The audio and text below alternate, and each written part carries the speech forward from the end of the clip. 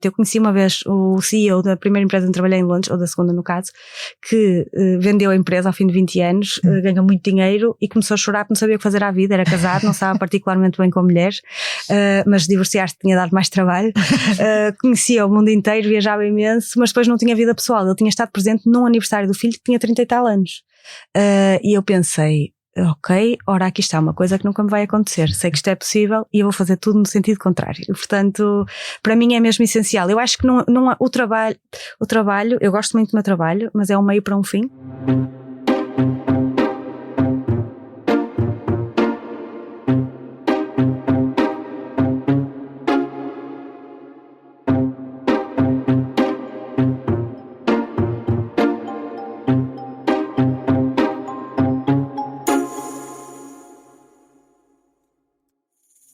Olá, bem-vindos à 4ª temporada do podcast do Céu ao Limite, um podcast sobre carreiras e liderança, onde lhe trago semanalmente as histórias inspiradoras de líderes nacionais que estão a marcar o presente e prometem mudar o futuro com as pessoas no centro da sua estratégia de gestão.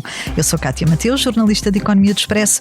Este é o podcast do Céu ao Limite e hoje recebo na cadeira do líder Sara Sousa, diretora-geral da Blip Portugal. Sara, bem-vinda, é um gosto recebê-la. Muito obrigada, Cátia. Obrigada eu. Há líderes que sobem a escada corporativa e há líderes que pelo caminho vão construindo novos degraus. A convidada deste episódio pertence claramente à segunda categoria. Natural de Felgueiras, formada em Psicologia, Sara Sousa, atual diretora-geral da tecnológica Blip, partiu sozinha para Londres em busca de uma carreira internacional, numa fase da vida que viria a descrever como a mais difícil do seu percurso. Trabalhou em organizações globais, assumiu funções que em muitos casos nem existiam antes de si e regressou a Portugal para integrar a tecnológica Blip, onde acabou por chegar a diretora-geral. Mas talvez o mais interessante não seja o cargo que hoje ocupa, e sim a forma como lá chegou. Sara diz que cerca de 60% das funções que desempenhou foram criadas por iniciativa própria, e isso revela muito sobre a sua visão da liderança, menos centrada no controle e na hierarquia, mais focada em criar contexto, alinhar equipas, dar autonomia e construir organizações capazes de crescer sem perder a identidade. É sobre carreira, ambição, tomada de decisão, liderança e futuro que hoje falamos. Sara, bem-vinda à cadeira do líder.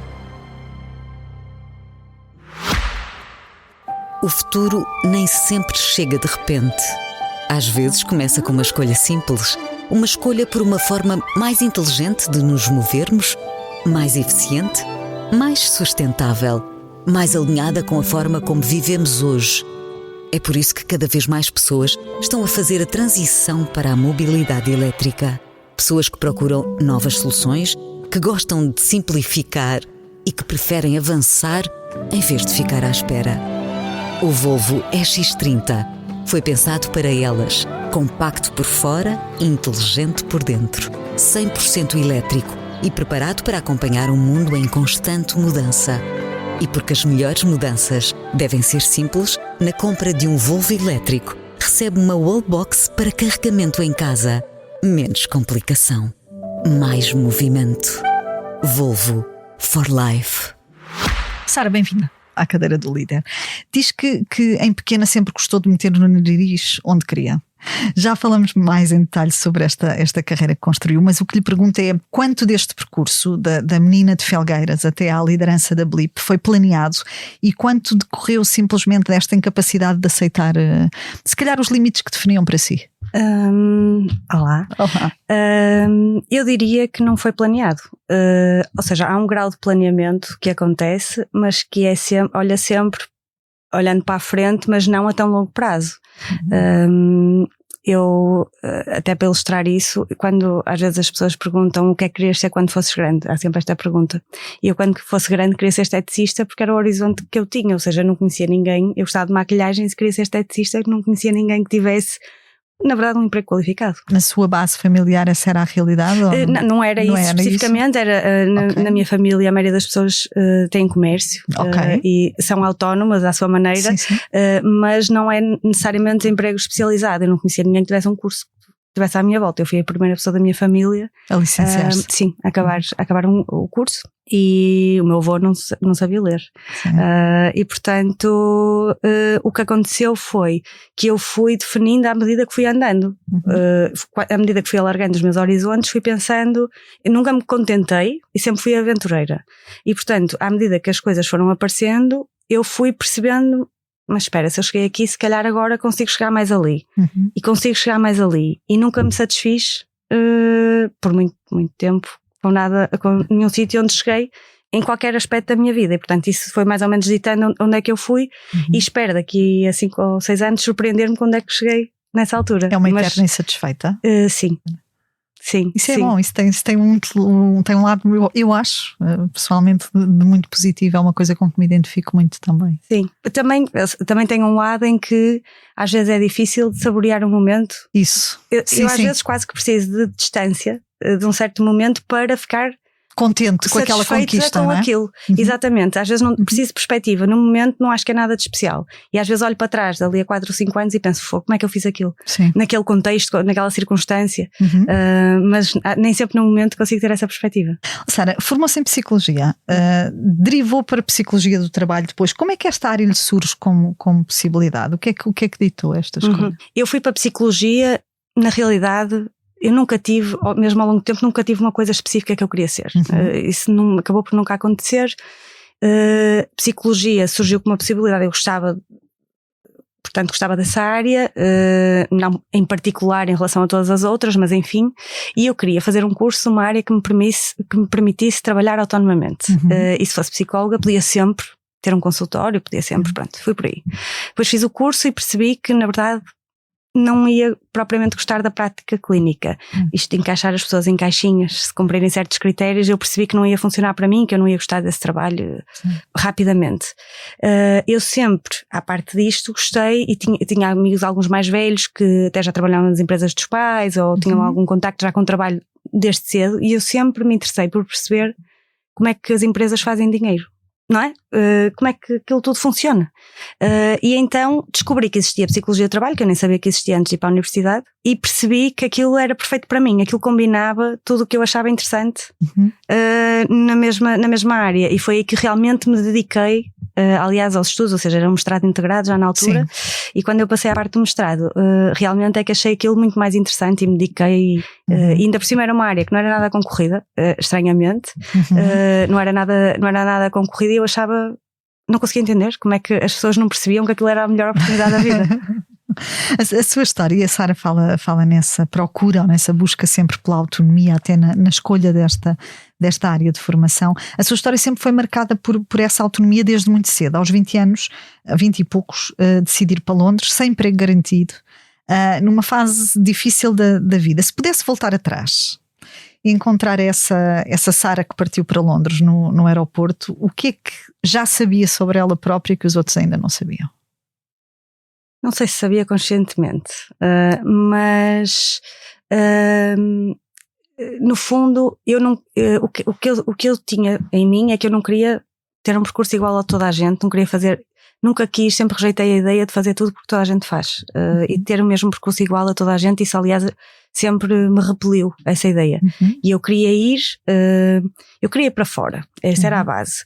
Eu, aliás, na altura tinha-me candidatado ao programa Inove Contacto, mas demorou imenso tempo a sair os resultados, só havia uma vaga para a minha área, e entretanto, quando saí, eu já estava em Londres. De tal maneira que rejeitei, e foi uma decisão muito difícil nessa altura, porque eu rejeitei sem ter emprego em Londres, mas senti que já estava ali, que agora não ia para trás. Óbvio. Sim. E foi mesmo muito difícil, mas eu sabia que, fosse como fosse, eu ia arranjar maneira de fazer aquilo funcionar, e eu era incapaz de desistir. Aliás, a grande custo nesse ano, pessoal e até de saúde, mas eu era incapaz de desistir. Eu tenho alguma facilidade em aceitar o que não posso mudar de fatores externos, mas tenho muita dificuldade em desistir ou aceitar que não consigo qualquer coisa que dependa de mim. Sim. A sua irmã, Sara, teve problemas de saúde e isso obrigou a crescer mais depressa, diríamos assim. Essa autonomia que conquistou desde muito cedo, foi uma conquista ou foi uma necessidade? Foi uma necessidade, uma conquista, e eu diria que foi uma bênção. Foi isso. Eu acho que isso determina muito a minha personalidade. Acho mesmo, até posso estar enganada, mas eu acho, olhando para trás, que isso foi infelizmente, não é? Minha irmã está ótima hoje em dia, não tem problema nenhum, mas nessa altura precisava de muita atenção. E eu acho que isso, para mim, foi uma sorte. Permitiu que eu me libertasse de qualquer tipo de amarras. Eu vivia livre.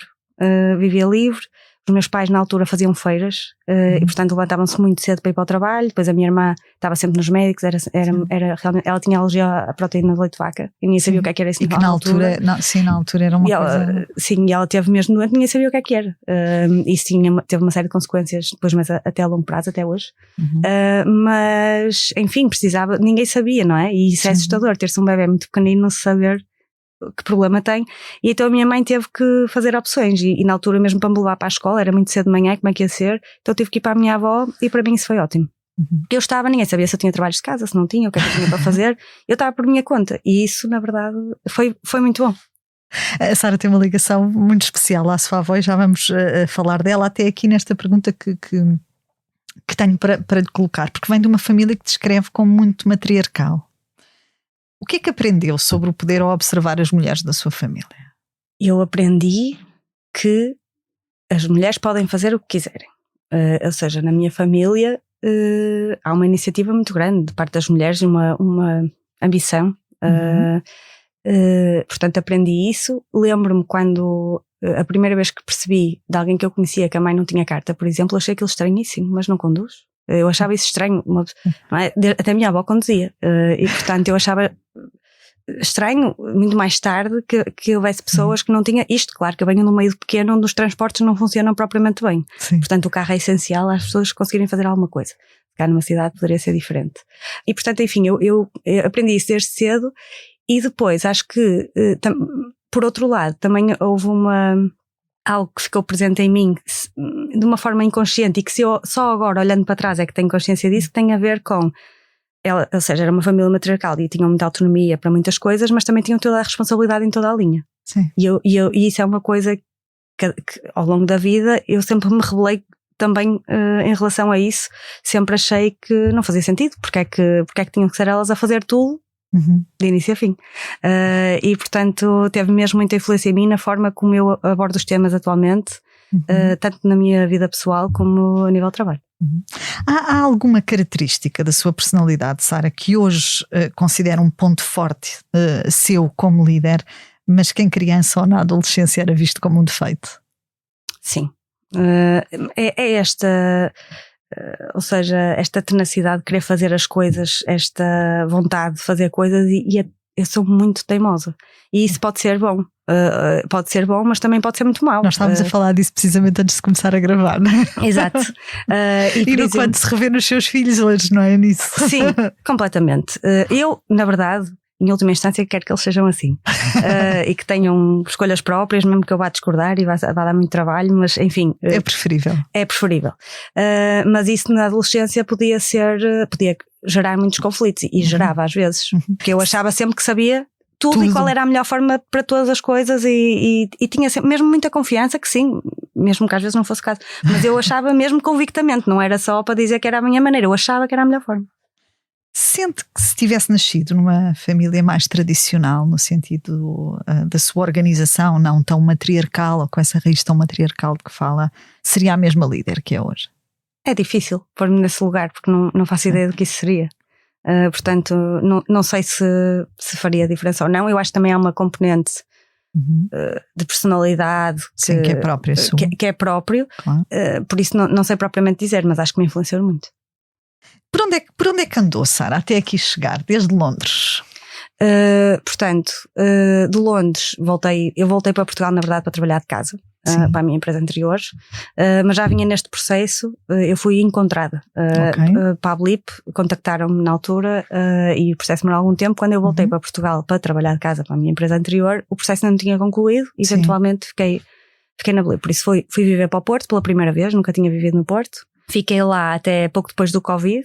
E depois mudei-me para Braga, que é onde eu moro atualmente, mas mantive-me sempre a trabalhar na Blip, sendo que isto quer dizer muitas coisas diferentes ao longo do tempo e com muitas viagens pelo meio de trabalho também, mas sim.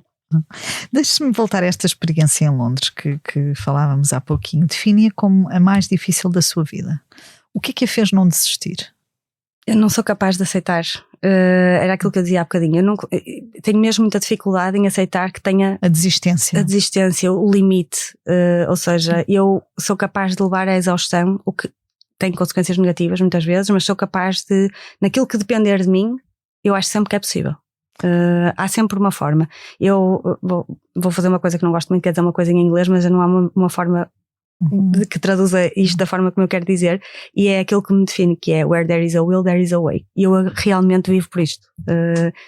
Acho que há sempre uma forma. Eu não aceito a derrota assim com muita facilidade. E eu aliás, se eu viesse embora, dizia mesmo, dizia à minha mãe, apesar de ela não ter noção na altura de metade, mas eu sentia que se fosse embora eu ia me internar num sítio qualquer e recuperar, porque eu acho que ia ter um impacto tão grande para mim que eu nunca mais me levantava. Portanto, eu tinha de conseguir, porque era sobrevivência. Que dificuldades é que encontrou em Londres, naquilo que nos puder naturalmente? Sim, Londres foi muito difícil porque eu tive logo uma entrevista com uma agência de recrutamento. Na altura a pessoa que me entrevistou era portuguesa. Disse-me, olha, acho que vais conseguir, vai demorar mais tempo, menos tempo, mas acho que vais conseguir, etc. E daí para diante nunca mais me atendeu o telefone ou respondeu a algum e-mail, e eu fiquei foi a primeira entrevista que eu fui. Sim. E pensei, pronto, até não é mau, se calhar até vou conseguir, e depois tomei decisões com base nisso, não é? Que não era garantia nenhuma, eu sabia, mas enfim. Mas decisões de encargos de casa? Não, eu vivia no sofá de uma amiga. Portanto, eu vivia no sofá de uma amiga, fui com pouquíssimo dinheiro, e depois, estamos a falar, eu não comprava passe e andava a pé para não gastar dinheiro. Portanto, era este tipo de dificuldade, estava mesmo muito mal. E depois, o não saber quando é que ia se mudar, quando é que eu ia conseguir trabalho, se ia conseguir trabalho, isso teve um impacto muito, muito grande em mim. E depois, quando finalmente consegui trabalho, foi numa empresa, eu diria pouco recomendável, no sentido de ser uma empresa que tinha um negócio, eu não sei se aquilo estava completamente legal, tinha a ver com imobiliário, e eu consegui ter aí um papel de recursos humanos pequenino, mas depois também era uma empresa onde fazia várias coisas, desde eles tinham apartamentos inteiros que alugavam aos quartos, a estudantes, a pessoas que viessem, alugavam assim por quarto, e eu na altura tinha tanto podia tentar encontrar novas pessoas para quartos que estivessem disponíveis, como ir buscar rendas ou que fosse contratar novas pessoas, novos letting agents, como eles diziam. Portanto, tinha assim uma função muito variada, mas era uma empresa muito difícil. Trabalhava 6 dias por semana, horas gigantes, passava muito tempo no metro, ir de um sítio, uma ponta para a outra da cidade, que agora conheço bem a propósito disso, mas foi um período mesmo muito difícil, de uma exaustão extrema, e de uma incapacidade de desistir que me levou a esse extremo também, mas que depois deu resultado. Arrepende-se, Sara, hoje de se calhar não ter recuado um pouco nessa... Não. Eu acho que isso fez toda a diferença para tudo o que aconteceu a seguir. A partir daí? Sim. Mudou muito a forma como eu abordo os problemas, e eu acho que tenho uma resiliência grande, e essa resiliência vem muito aí. Eu provei a mim mesma que em condições extremas é possível. E se eu conseguir aquilo ali, eu consigo o que eu quiser em qualquer lado, porque aquilo mais difícil do que não ter casa, não ter dinheiro, andar a pé. Eu dava-me um chocolate quente de prenda a mim própria se alugasse um quarto, porque era o melhor que eu me podia dar. E portanto eu acho que posso dizer que comecei mesmo por baixo.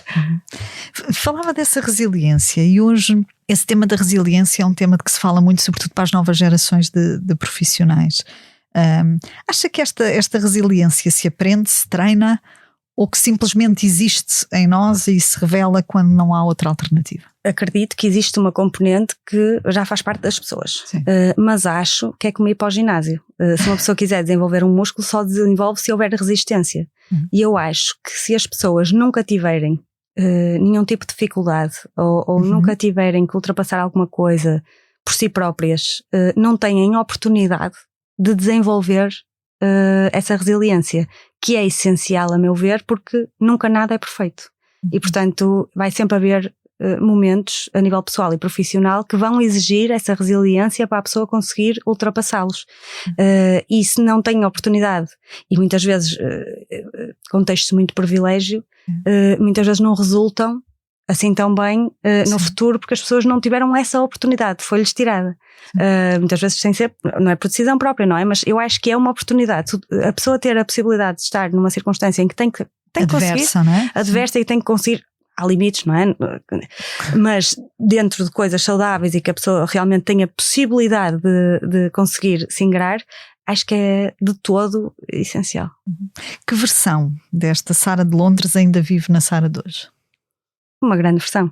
Eu eu sei perfeitamente de onde é que vim, tenho sempre, ao mesmo tempo que nunca estou satisfeita, penso sempre que se houver mais 5 anos disto, da vida que eu consegui até aqui, está tudo ok. Nunca espero que dure para sempre.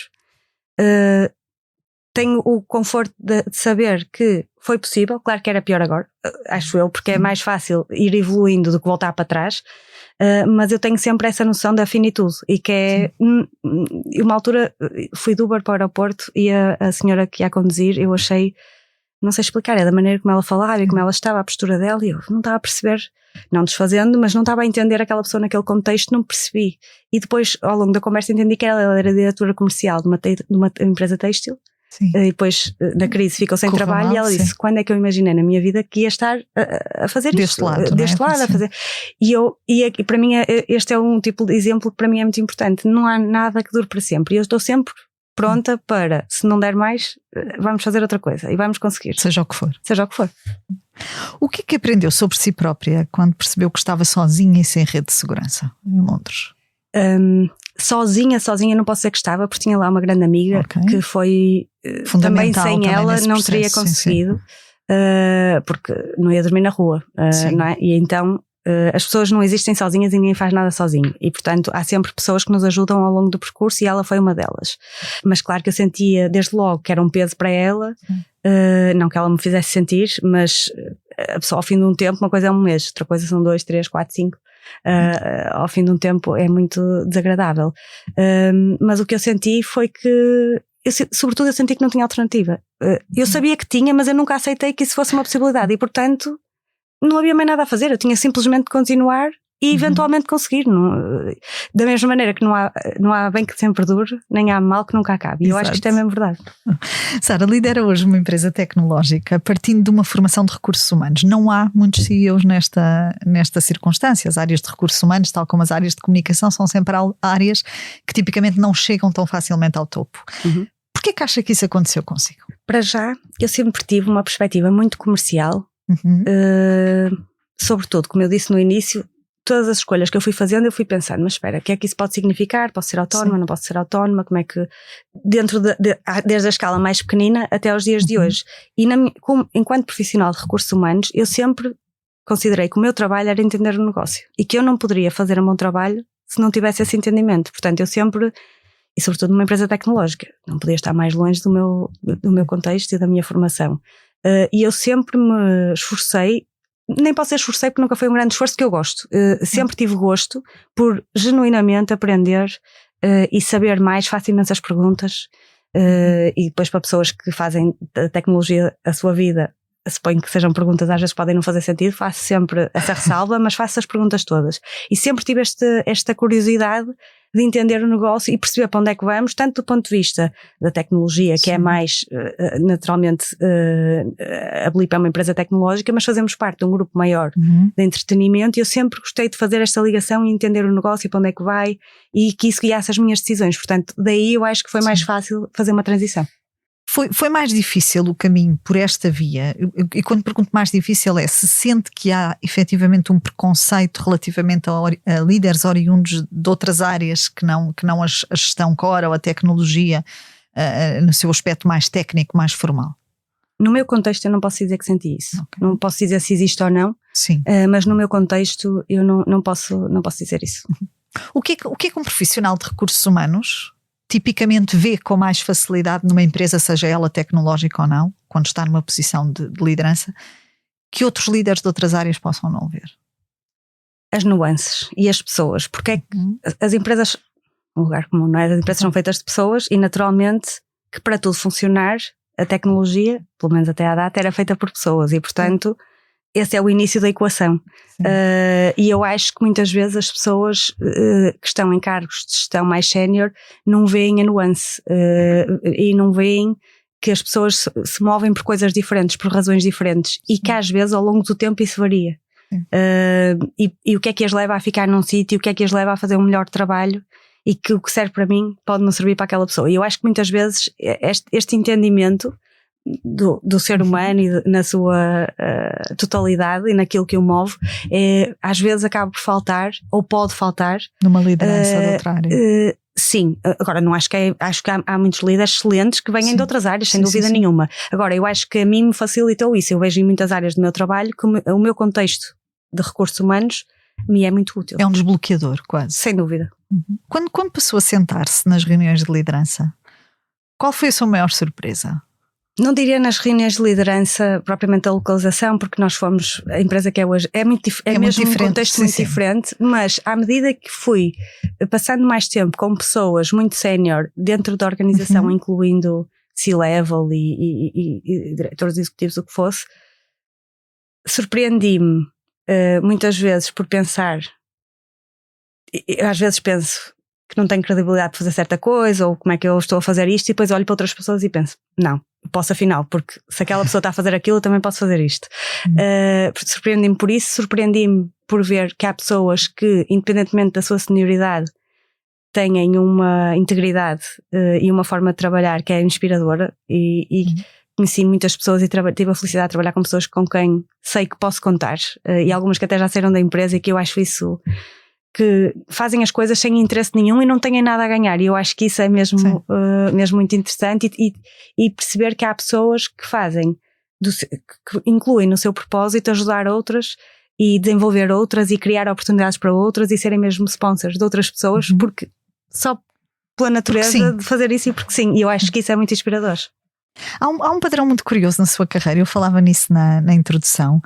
Das várias funções mais importantes que foi ocupando, cerca de 60% não existiam antes de si, ou seja, foram funções que de algum modo a Sara ajudou a criar na altura.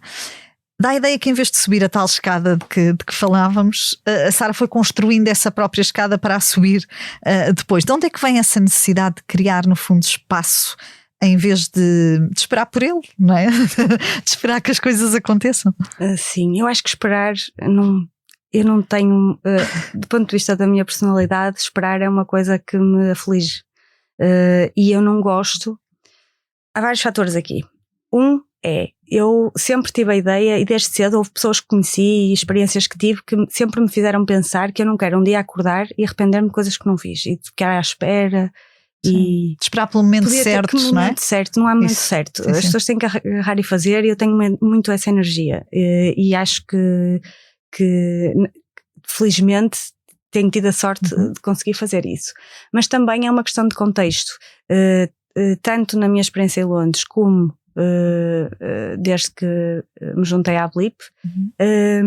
A realidade é que foram empresas ambas que estavam por razões diferentes em fase de grande mudança e de grande crescimento, sobretudo no caso da Blip, e portanto era natural que algumas dessas funções não existissem, porque nós não tínhamos escala para isso, não é? Agora, acho que algumas delas poderiam vir a existir da mesma forma, estivesse eu lá ou não, e acho que outras, sobretudo a atual, eventualmente haveria de ser necessário, mas eu sinto que tive um grande impacto a longo prazo, não só para a Blip, mas para outros ovos de grupo que agora adotaram o mesmo modelo, no sentido de ter feito esta definição deste modelo operacional dentro da minha função de recursos humanos, e de ter criado esta forma de gestão da Blip que se mantém até hoje, e que fui logo muito clara desde cedo que eu haveria de me candidatar se a função viesse a existir. Portanto, houve sempre essa clareza. Essa clareza. Sim. Como é que se convence, no fundo, uma organização global como esta a mudar todo o modelo de gestão? Contra factos não há argumentos, não é? Diz-se muitas vezes, e claro que há sempre, e não foi fácil, mas primeiro eu tinha um grande aliado, eu era a business partner do CIO do grupo na altura, e ele já me conhecia e conhecia a Blip há tempo suficiente para entender o contexto. Nós na Blip fazemos parte de um grupo que se chama Flutter, que tem diversas marcas. Que é um grupo de entretenimento. É um grupo de entretenimento. Nós fazemos na Blip aplicações de apostas desportivas para diversas destas marcas, e inicialmente estávamos alinhados a uma área do negócio, e depois passamos a ter marcas que estavam fora desta área, e era muito difícil, é difícil gerir uma localização tendo, como temos sempre, algumas diretivas de uma área de negócio que depois não estão alinhadas com todas as marcas na localização. E eu acho que consegui explicar e demonstrar de uma forma mais analítica, objetiva, com base em dados, que realmente isto não iria funcionar. E também, portanto, eu construí aliados, construí uma narrativa, apresentei várias opções de como é que isto poderia melhorar. E como é que poderia funcionar? Os prós e os contras, e depois consegui, na altura ele é que foi um grande aliado e um grande sponsor disto, e que conseguiu que fosse aprovado a contragosto de algumas pessoas muito sérias na organização. O que é que mudou para si quando se torna diretora-geral da Blip em Portugal? Mudou muita coisa. Para já comecei a estar mais próxima do negócio. E esta é sempre uma busca que eu tenho até aos dias de hoje, e que acho que vai sempre, como eu venho de recursos humanos, e sempre eu tive essa perspectiva, mas nem toda a gente tem, há sempre esta procura por me aproximar do negócio. E depois passei a ter responsabilidade sobre áreas que não tinha antes, e um peso maior, sendo que eu antes disto, e convém dizer, eu era, se tivesse que haver um ponto de contacto ou uma figura da equipa de leadership que fosse responsável, era eu, mas não era a minha função principal. E agora a minha função era ser responsável por definir a visão, a estratégia da localização, a sua execução, e garantir que tudo corre bem no dia a dia. Portanto, houve uma responsabilidade, um peso da responsabilidade, e sempre uma dúvida. Será que isto vai correr bem, e será que as pessoas me vão reconhecer? Eu não tenho background técnico, não é? Era um receio que não existisse esse reconhecimento, essa aceitação? Sim, na minha perspectiva eu sempre achei que isso até podia ser bom, porque eu nunca me tentei imiscuir nas decisões técnicas nem das áreas de tecnologia, porque não tenho esse conhecimento. E também não é o meu trabalho. E portanto eu achei que podia, aliando as duas coisas, porque às vezes as pessoas têm tendência a interferir com decisões só porque teriam capacidade de as tomar por si próprios. E isso, para mim, eu não via isso tanto como uma desvantagem, mas tinha medo que as outras pessoas vissem e que não me reconhecessem nesse papel. Numa fase inicial isso passou-me pela cabeça. Como é que isso se foi atenuando? Foi-se atenuando porque eu fui, acho eu, conseguindo demonstrar a mim mesma, e espero que às pessoas que me rodeiam, que eu ia conseguir fazer aquilo, e que por força do meu trabalho as coisas iam funcionar de forma melhor para a empresa como um todo. E eu fui tendo esse sentimento ao longo do tempo, que realmente conseguia impactar positivamente a empresa e as nossas formas de trabalhar, e em última instância as pessoas que trabalham na Blip. Sim. Deixa-me colocar-lhe esta questão, porque tenho alguma curiosidade sobre isto em particular. Diz que toma decisões durante a noite e que acorda decidida. Sária, eu quero saber como é que isto funciona, porque eu sonho vezes sem conta. Às vezes sobre o mesmo tema, não chego a conclusão nenhuma e pronto, e daí nada resulta. Portanto, não consulta ninguém. Como é que decide, Sara? Eu acho que atualmente isso já não acontece tanto, até porque na minha circunstância atual tenho dois filhos pequenos, dorme menos. Mas eu durante muito tempo tinha problemas de insónias, e então acordava e, como eu não tinha outras preocupações, eu passava imenso tempo a pensar no trabalho. Eu gosto de pensar e como é que vou resolver isto, e durante a noite às vezes tinha mais clareza. Eu não acordava para decidir nada, não é? Mas eu acordava, tinha uma insónia, punha-me a pensar e era pronto, ok, já sei, vou fazer assim.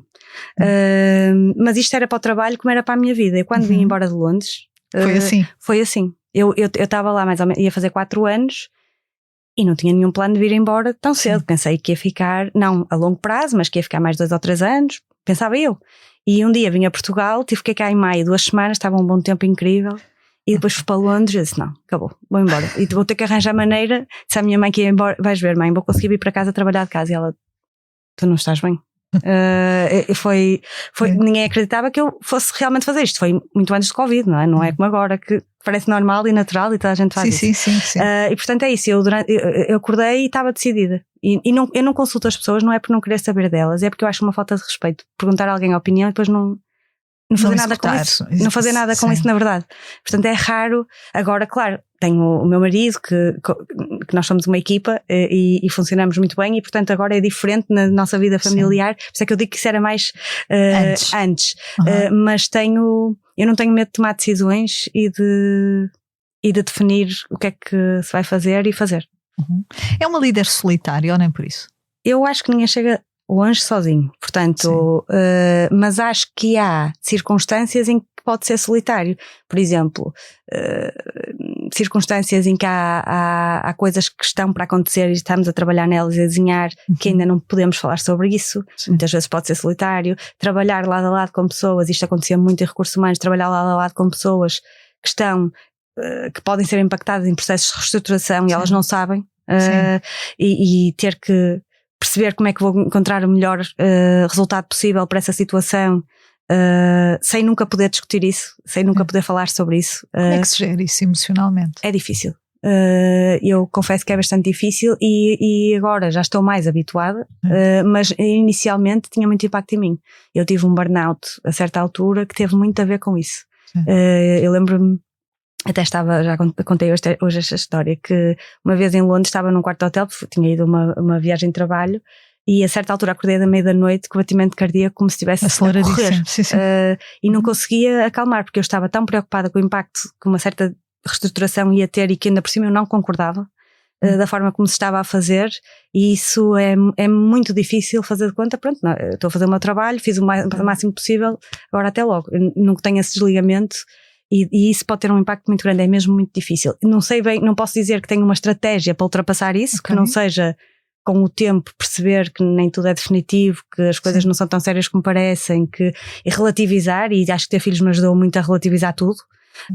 Mas pode ter, para mim é muito difícil porque me comprometo muito com as coisas e depois não consigo simplesmente esquecer que isso está a acontecer. Qual foi a decisão mais irracional da sua carreira, Sara? Nenhuma. Ou seja, eu não posso dizer que decidi tudo bem. Eu não posso dizer que decidi tudo bem, apesar de nunca me ter arrependido das grandes decisões. Mas já fiz coisas que podiam ter tido um resultado mau, e não tiveram. Mas que podia não ter corrido tão bem, mas não posso dizer irracional no sentido de não ter sido pensado. Ou seja, pensado foi tudo. Melhor ou pior. Foi tudo. Já houve alguma decisão profissional importante de que se tenha arrependido? Não posso dizer que me arrependi. Ou seja, há decisões que eu tive agora, com o contexto que tenho, a esta distância. Distância, se colocasse a mesma situação, a mesma questão agora, eu faria outra decisão. Mas eu só faria outra decisão porque lá atrás fiz aquela. Ou seja, uma pessoa não pode aprender só olhar, exatamente, eu só olhar para tudo o que fiz até hoje. Eu aprendi maioritariamente das coisas que correram mal e das coisas difíceis, ou das coisas que não foram como eu estava à espera. Se tudo corresse sempre bem, era aquilo que eu estava a falar no início sobre desenvolver essa resiliência. Eu não me posso arrepender, quer dizer, poderia, se houvesse uma coisa que tivesse uma consequência realmente importante, que felizmente nunca aconteceu. Do resto, faz parte do percurso.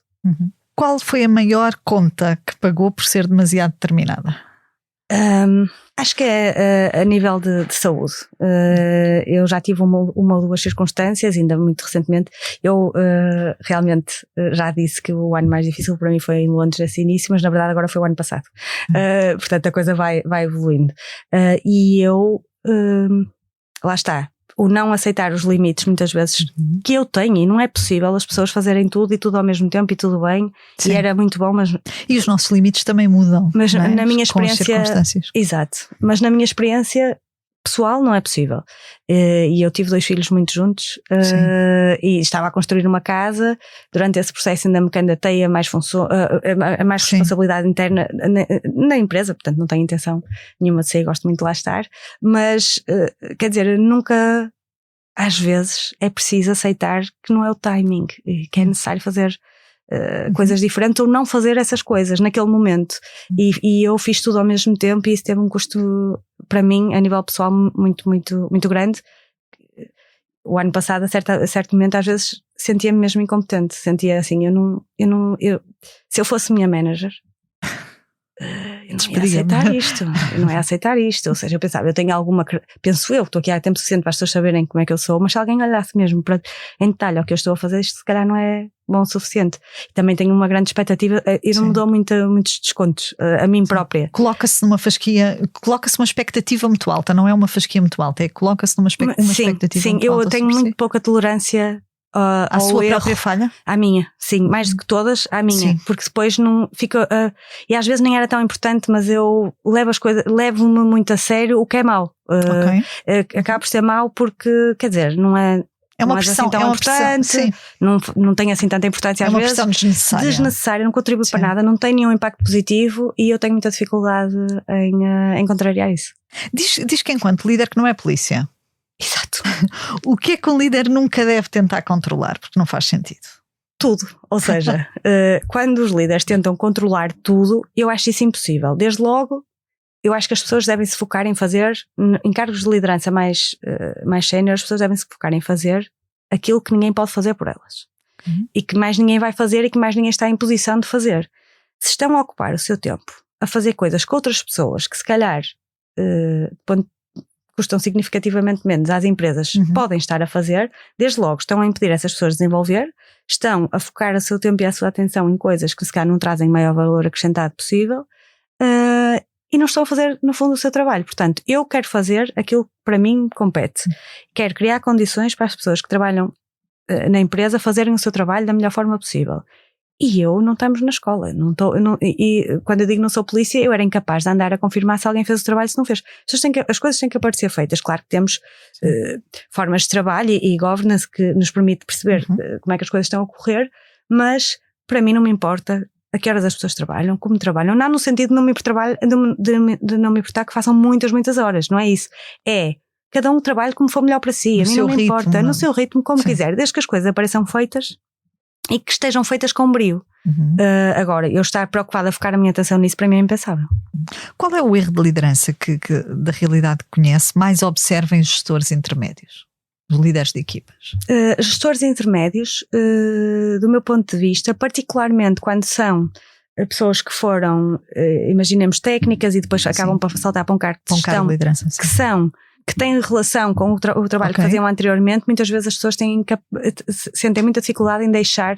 Em delegar, não é? Sim, em delegar e deixar de fazer certas coisas e em não gerir o micromanagement, não é? Que às vezes se fala. As pessoas depois têm necessidade de estar e de ver e de confirmar, e eu acho que isso é muito contraproducente. E as pessoas, se realmente vão fazer outra coisa, têm que dar espaço às pessoas que depois ficam na equipa para fazer o trabalho delas, porque eu acho que ninguém gosta disso, não é? Sim. Prefere lealdade ou prefere discordância na sua equipa direta? Discordância. Porquê?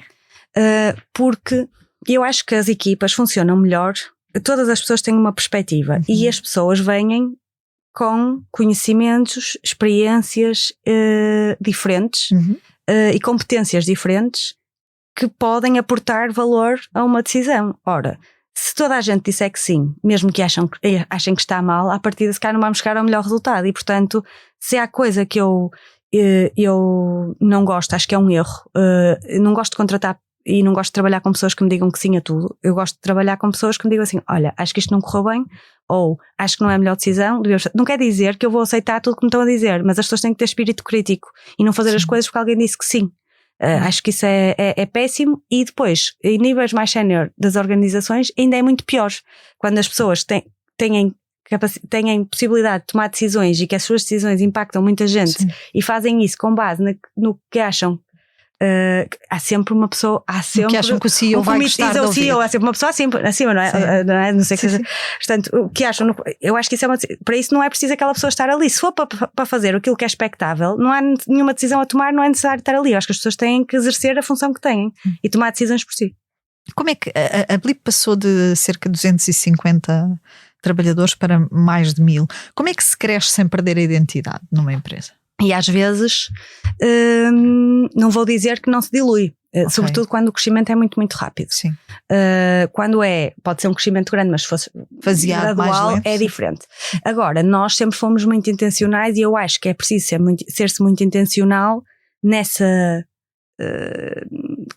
ideia de manter uma identidade. Se isso for um objetivo, então tem que haver medidas, tem que continuar a ser trabalhado diariamente. Sentido, exatamente. Não acontece sem trabalho e não acontece sem intenção. Portanto, nós sempre fomos identificando e para se manter uma cultura neste sentido tem que se identificar os aspectos que são essenciais manter e perceber que mecanismos porque não serão os mesmos. Sim. Que mecanismos é que têm que ser implementados no sentido de fazer essa manutenção para o futuro? Sara falava precisamente desses mecanismos. Que prática de gestão é que funciona perfeitamente numa empresa com 200 trabalhadores e deixa de funcionar numa empresa com 1000, por exemplo? Por exemplo, do ponto de vista de comunicação, as empresas e uma empresa de 250 pessoas, mesmo assim, é uma dimensão que não é gigante, mas já tem alguma dimensão. Naturalmente que não é possível comunicar da mesma forma para 250 pessoas e fazer isso a todo momento. Ou seja, há uma comunicação que é mais através dos managers também, apesar de haver uma comunicação direta, mas é preciso haver um alinhamento com todos os managers, que eu lembro-me no início, quando eu fui para a empresa, por exemplo, tínhamos reuniões de managers, com todos os managers. Isso agora é impensável, não sei quantas centenas de pessoas seria, mas acho que não era muito prático. Ou seja, temos que arranjar novas formas, e este é um exemplo. A comunicação eu acho essencial ao bom funcionamento de qualquer empresa, as pessoas saberem o que é que estamos a fazer, porque é que estamos a fazer, para onde é que estamos a ir, e passar esta mensagem de forma eficiente num contexto de 1400 pessoas, que é mais ou menos o que temos hoje, de forma a que toda a gente entenda a mensagem da mesma forma. Nem sempre é simples, e é muito diferente do que era se fosse uma empresa de 250. O que a preocupa mais? Perder talento ou perder exigência? Perder a exigência. Porque, quer dizer, eu acho que as pessoas mais talentosas gostam de se rodear também de pessoas iguais. E gostam dessa exigência. Baixar a exigência, eu não vejo que leve a melhores resultados. E portanto eu acho que isso é mais preocupante. Eu acho que tem que haver um nível de exigência. Eu acredito na ideia de se dar às pessoas o máximo de autonomia e também um nível equivalente de responsabilidade. E portanto eu acho isso, que é preciso exigir, é preciso dar muito e dar as melhores condições possíveis às pessoas para fazerem o seu trabalho, mas também é preciso exigir que esse trabalho seja bem feito, e para isso não se pode baixar. Sara, tem dito que ao longo da sua carreira nunca sentiu que ser mulher lhe tivesse colocado dificuldades acrescidas num contexto de empresa tecnológica. Mas porquê que acha que continuam a existir tão poucas mulheres a liderar empresas tecnológicas? Desde logo, em tecnologia, no mercado, em Portugal e na maioria dos países, de base, existe um problema de talento, ou seja, há muito menos mulheres a ir para a universidade sequer nestas áreas. Portanto, uma empresa que tenha em tecnologia em Portugal 50%, não vou dizer 50%, mas mais ou menos um rácio equilibrado de homens e mulheres, tem que ser fabricado, porque isso não existe na realidade. Portanto, tem que haver, e eu acho que deve haver esforços no sentido de haver cada vez mais diversidade, e sou muito clara em relação a isso. Agora, não existe, e portanto eu acho que tem que haver incentivos mais cedo. A carreira em tecnologia nem sempre parece interessante, aliciante, para as raparigas, por alguma razão, e até nas universidades, se formos ver os cursos, são muito dominados por homens. O tipo de ambiente pode parecer um bocadinho às vezes pouco hostil, convidativo. Sim. Eu ia dizer hostil, estava a tentar evitar, mas sim. E portanto eu acho que é um problema mesmo de base. Cultural também, provavelmente. Sim. Mas não é exclusivo a Portugal. Sim, é generalizado. Exatamente, e portanto eu acho que isso, quer dizer, tem um grande impacto depois desse ponto de vista. Mas, por exemplo, em cargos de gestão, se calhar não aos níveis mais sénior, mas curiosamente, muitas vezes o rácio entre homens e mulheres é melhor do que o rácio geral na mesma empresa em cargos de gestão intermédia. Sim. É curioso. O poder mudou, a Sara, ou não? E eu espero que não. Eu espero que não, até porque eu acho que isso, o poder, sigo uma expressão que eu não me revejo muito nela, mas acho que não, e às vezes debato-me sobre isso, porque quando se está muito tempo numa organização é possível conhecer pessoas que estão num nível de senioridade e evoluem para outros, não é? Sim. E há pessoas que eu conheço que estão iguais na essência e outras que não, e eu questiono muitas vezes sobre isso, que é: como é que isto acontece, não é? Um dia a pessoa acorda e acha que agora já é razoável comportar-se dessa forma, não é? O tipo de exigências que às vezes tem, etc. Eu acho isso fascinante, Não, provavelmente no bom sentido, mas depois, isto de entender as pessoas, não é? O que é que as move, o que é que acontece? Isso é o lado da psicologia a funcionar. Como é que isto acontece? E já me debati sobre isso, por acaso, imensas vezes. E eu julgo que não, espero que não. E sim, por favor, alguém que me diga. O que é que as pessoas assumem sobre si, por ser CEO, por ter um cargo de direção geral na empresa, e que está completamente errado? As pessoas assumem muitas vezes, não sobre mim, mas sobre o geral das pessoas que estão em cargos de mais de topo, que o que pode às vezes ser verdade, mas não é no meu caso, que são pessoas que trabalham muitas horas, que não têm balanço nenhum, trabalho-família, que estão sempre a trabalhar, e que são, portanto, que o tempo todo é mais destinado ao trabalho. E isso não é uma verdade para mim. Eu não tenho nenhuma ferramenta de trabalho no telefone. Não tenho telefone de trabalho, que é uma coisa, nem pensar nisso, e tento mesmo, se eu estiver a trabalhar, estou muito focada em estar a trabalhar, mas se não estiver, não quero estar com aquilo a consumir-me, e não quero poder ir buscar os meus filhos à escola, quero nunca deixo férias para trás, e isto sempre foi assim. Eu acho que é muito importante. Eu conheci uma vez o CEO da primeira empresa onde trabalhei em Londres, ou da segunda no caso, que vendeu a empresa ao fim de 20 anos, ganhou muito dinheiro e começou a chorar porque não sabia o que fazer à vida. Era casado, não estava particularmente bem com mulheres, mas divorciar-se tinha dado mais trabalho. Conhecia o mundo inteiro, viajava imenso, mas depois não tinha vida pessoal. Ele tinha estado presente num aniversário do filho que tinha 30 e tal anos. E eu pensei, ok, ora aqui está uma coisa que nunca me vai acontecer, sei que isto é possível e eu vou fazer tudo no sentido contrário. E, portanto, para mim é mesmo essencial. Eu acho que não o trabalho, eu gosto muito do meu trabalho, mas é um meio para um fim, e não o fim. Não, exato. Se pudesse deixar uma única ideia para a próxima geração de líderes, qual seria? Criar mais empresas, criar mais riqueza ou criar melhores organizações? Eu não sei se elas são independentes, todas essas ideias. Eu acho que as pessoas devem experimentar, acho que devem tentar fazer coisas. O objetivo nunca pode ser só criar riqueza, porque se for só para criar riqueza, há coisas que não vão funcionar e que na verdade cá nunca chegam a criar riqueza, porque tudo em demasia é mau. E portanto tem que haver um balanço entre essas coisas todas, para que as coisas possam funcionar. O que é que inspira, Sara? O futuro. Inspira-me a olhar para a frente e pensar nas possibilidades, no que posso fazer, e inspira-me o que poderei fazer que nem sei ainda hoje que posso. E digo eu, e eu, a minha família, e mesmo a empresa onde estou agora, onde estou muito bem, mas qualquer empresa onde eu venha a estar no futuro, ou seja, inspira-me o futuro e as possibilidades. Obrigada, Sara, foi um gosto imenso tê-la no Céu é o Limite.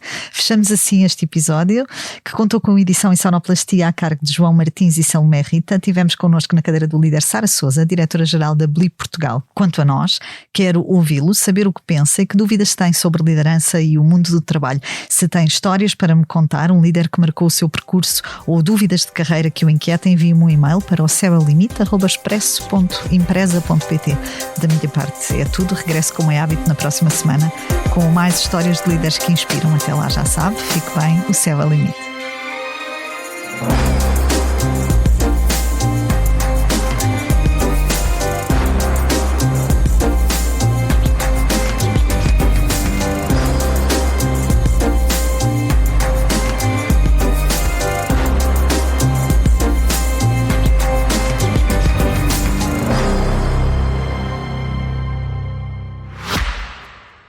O futuro nem sempre chega de repente.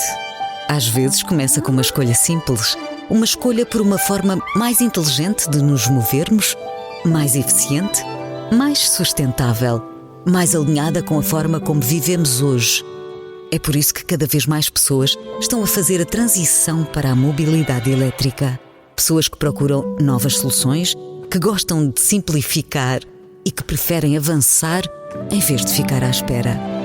O Volvo EX30 foi pensado para elas, compacto por fora e inteligente por dentro, 100% elétrico e preparado para acompanhar um mundo em constante mudança. E porque as melhores mudanças devem ser simples, na compra de um Volvo elétrico, recebe uma wallbox para carregamento em casa. Menos complicação. mais movimento. Volvo for Life.